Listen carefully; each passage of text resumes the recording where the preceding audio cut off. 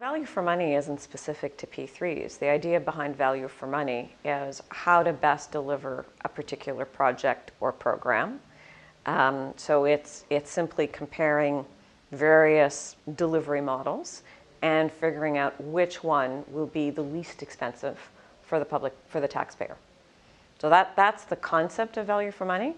So I have a program or a project. How do I deliver that as effectively as possible and control my risks?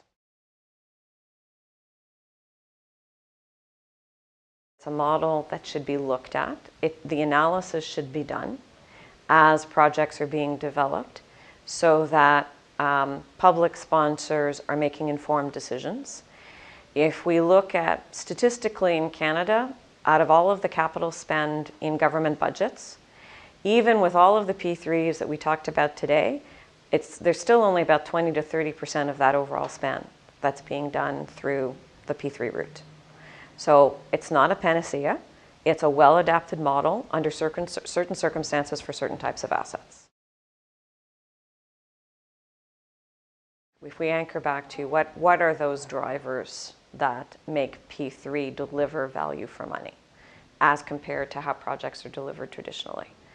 And you know, it probably comes down to 4 or 5, the key ones being much deeper and more rigorous planning, a much more rigorous procurement process, the discipline of private finance that brings a different lens and layers of controls to drive project code to delivering on time and on budget, and the whole life cycle planning piece. So designing with the whole life cycle of the asset in mind.